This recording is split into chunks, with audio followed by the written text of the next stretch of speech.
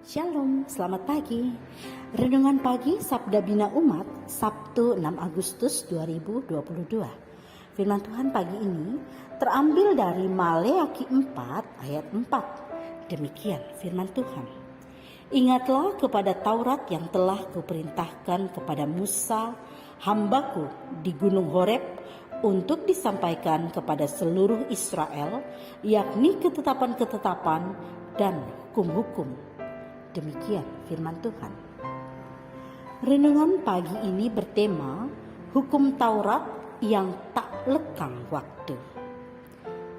Tahun 2005, seorang teolog Indonesia, Pendeta Eka Dharma Putra, menuliskan buku berjudul 10 Perintah Allah, Museumkan Saja.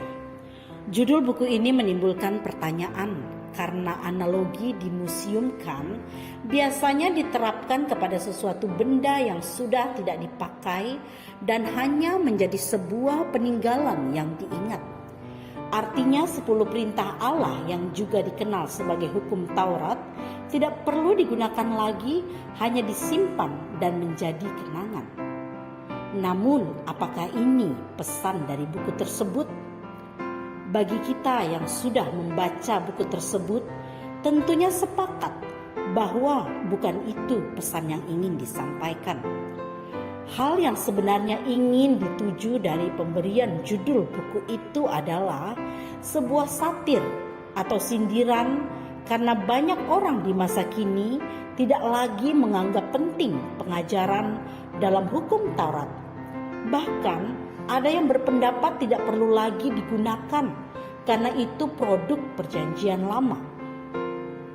Bagi umat Tuhan di masa perjanjian lama, hukum Taurat dapat dikatakan sebagai hukum tertinggi yang mengatur kehidupan. Hukum ini berasal dari Tuhan yang diberikan kepada umatnya melalui Musa di Gunung Sinai.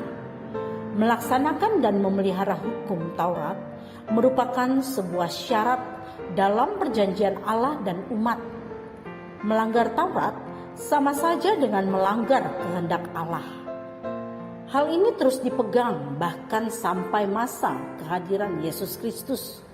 Bahkan Yesus sendiri menegaskan kehadirannya bukan untuk meniadakan, tetapi menggenapi hukum Taurat. Keberadaan hukum Taurat hingga saat ini tetaplah sesuai untuk diterapkan dalam kehidupan, karena hukum Taurat tetap sama dengan hukum kasih yang mengatur hubungan antara umat dengan Allah dan juga sesamanya. Tetaplah melaksanakannya sebagai petunjuk dalam kehidupan kita sehari-hari, agar kita memiliki hubungan yang baik dengan Tuhan dan sesama. Doa pagi ini, ingatkan kami ya Tuhan untuk senantiasa memegang dan melakukan perintah dan ketetapan-Mu. Amin. Demikianlah renungan pagi ini. Selamat beraktivitas. Tuhan Yesus memberkati.